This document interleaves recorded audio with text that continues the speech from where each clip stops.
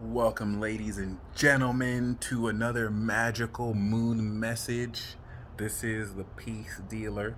Shout out to the Geminis. This is a moon in Gemini transit. This is your Christos activation. Taurus, you had it before. Cancer, you're up next. And then Leo. So, yes, this is true courage, true glow. Right off the bat, moment of silence and rest in peace to a real one. Unfortunately, we did lose a real one. I always like to say Virgo's the realist. And if you know, you know. If you don't, it is what it is. Which was really weird because last night I felt not sick. I had like a headache coming on, but I felt like weak. I felt like I woke up in the middle of the night, and when I was on the bathroom, I felt sensitive and fragile. Like, oh crap, like I really could, like, what if I got sick? Or what if something happened? And the energy I got was like, you want to take things a lot more serious moving forward because it's really not all fun and games. We're in a war. And then I woke up to find out that unfortunately someone passed. So I really feel like that's somewhat correlated. But regardless, the only reason why I'm mentioning this is, especially with the moon squaring Neptune, these strange occurrences are going to exponentially increase in frequency.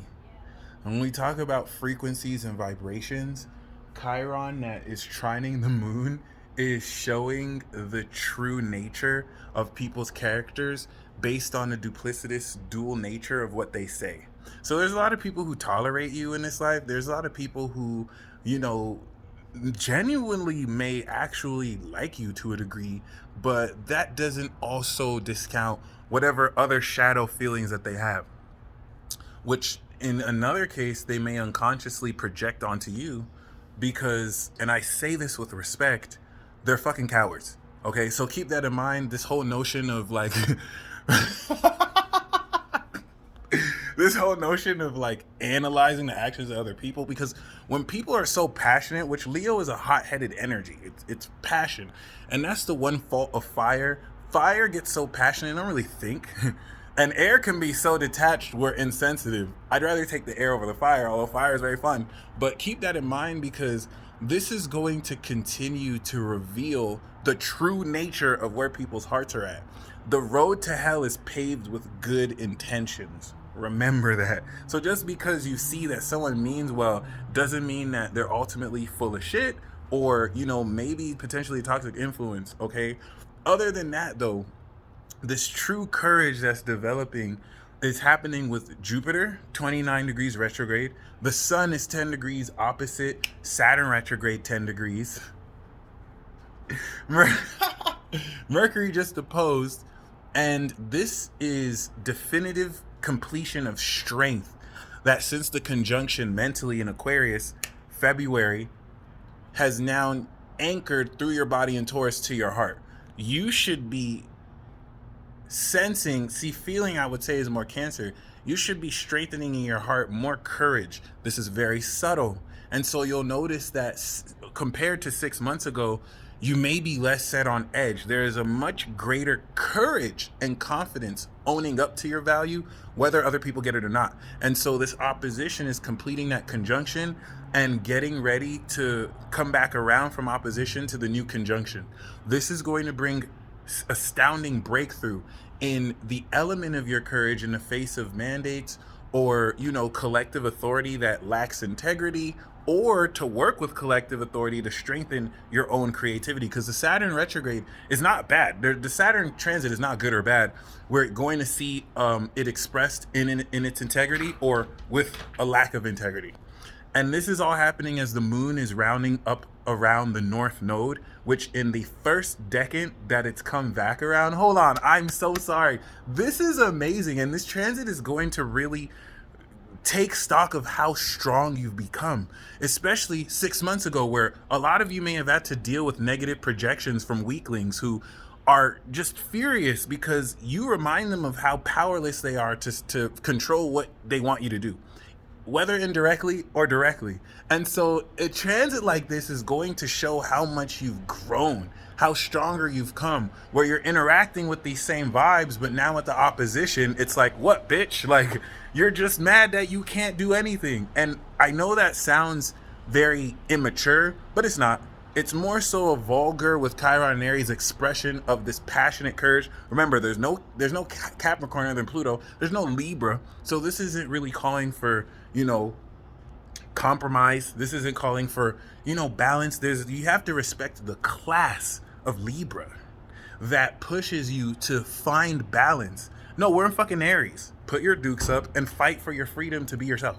All right, you're gonna notice more truly how people's insecurities and projections are further aggravated because of their inability to control what you do, whether through peer pressure, which they've tried, or whether through some indirect sense of, whatever weak ass protocol was used to do so. And you remind them of their own powerlessness, which is going to project more negativity.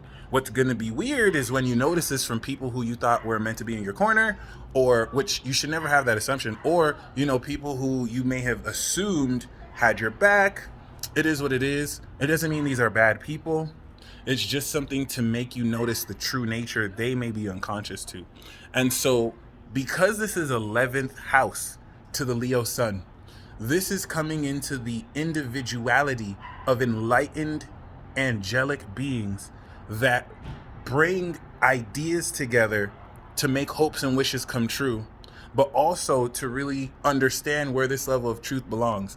And the roundup to the North Node in Gemini is unlocking through destiny and you being at the right place in the right time a very relevant idea. This is going to be great breakthrough in being receptive to the truth. Moon in Gemini. Is this what Trump does? And being receptive to the truth. But outside of that, the reason why this is very important is this is going to have you coming around to the perfect sextile come into a major epiphany about where this new information you're coming in belongs in your life and the step forward. Because after this, we have the balsamic phase in Cancer, which is going to release old feelings relative to manifesting new thoughts. And for many of you, you may make some new friends. This may also change the direction of the collectives you come into. Some of you may have been so inundated with the spiritual community that you're like, fuck this shit. It's fucking fake. And you might you might connect more with an individual sense of not some labeled community, but actual true people who, they don't have a label, they're them, but they rock with you and they align with you and your values. So this is actually really badass. I would say with that opposition, you want to see this as a completion of the conjunction started in February. And this is going to, relative to your supernatural abilities, match the solar fuel from Cancer into your heart. Remember, Cancer, fixed signs are energies. So this T-squared of Uranus is radically manifesting the cosmic energy and knowledge of the karmic lessons in Saturn and the solar energy of your heart, okay, and your spiritual chakra in Leo, so that Taurus can manifest that energy physically in your body. And this is where if you have Scorpio energy, you're winning. It's going to be very difficult to deal with, but you're winning because this is forcing transformation for yourself and others, even if it's yourself first and then others follow your lead. So, this is going to really lead into a very dramatic new moon cycle, but be very mindful of the information that comes out. The moon in Gemini is going to make you receptive to the truth and how you can align this information to spark true courage. This true glow is one of the most important aspects of this glow up season because it's going to align with destiny, the truth of what role you're playing in this social arena. And it's going to clear up any misconceptions with the moon that will put Neptune and Pisces in check. Pisces with their different versions of truth. Gemini be like, okay, bitch, but that's actually the truth. Nice try. Shout out to Pisces, though. So keep that in mind. We're slowly but surely getting ready for Virgo. Mars and Venus are in Virgo, and this is analysis that you don't want to turn into analysis of paralysis. But the grand Earth trine that it's forming is brewing something big before you're aware of it. So don't necessarily dismiss anything because you don't have all the intel. You're working ahead to analyze your experience to induce practical change. And it's going to be a transit like this that will align you like never before to what you're meant to do. So I hope you enjoyed this report.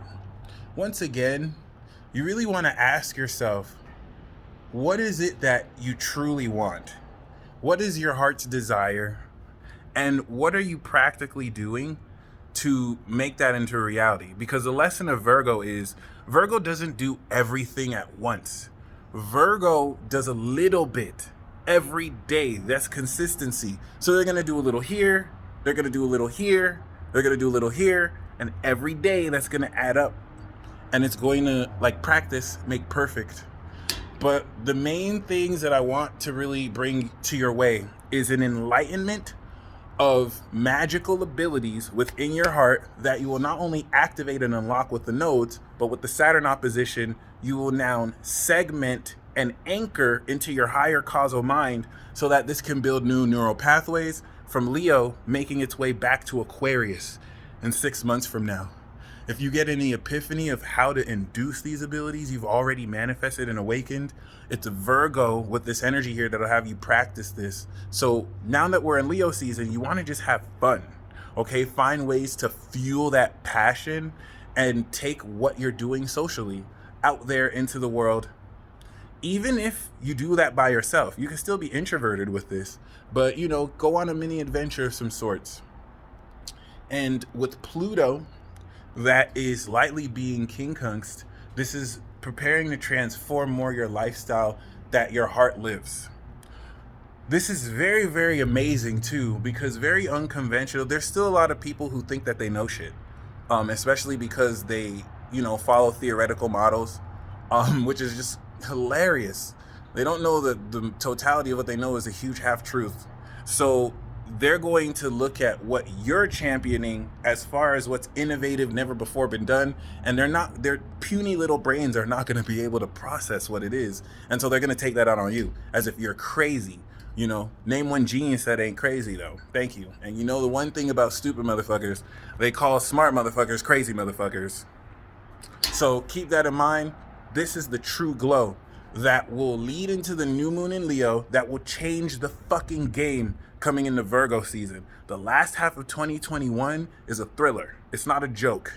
Everything has been geared to prepare for the next level of whether lockdowns, mandates, enforcements, but this is where we, for the first time ever, have pushback from a majority of the social environment who has seen that things don't add up.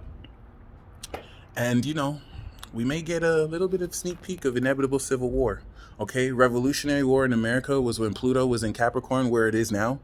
Civil War in America was when Neptune was in Aries and Uranus was in Gemini. And if you don't understand cycles, then you don't understand that the greatest war ever of all time is brewing right under your nose and has been happening for at least 2 years. Apocalypse cycle, baby. 2020, March 21, 2020. The moment Mars opposed Capricorn and Cancer and the Syria strikes happen and on all that, war between Israel and Palestine was just a sneak peek.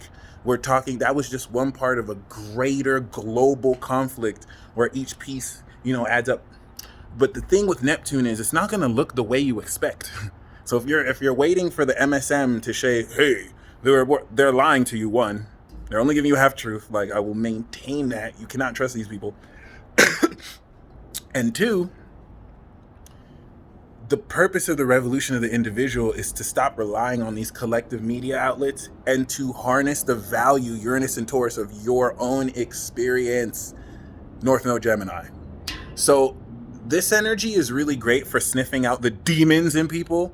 A lot of these light workers especially are demonically possessed, and the devil has been infiltrated the church. So the whole notion of like dark beings posing as light beings is the whole essence of the mythology of the devil, who was an angel of light. A lot of these people who are giving you powerful, accurate psychic readings, they're souls of the devil. And these people may swear that they follow the light, but they reject truth in certain instances. Being evil is not about doing bad things.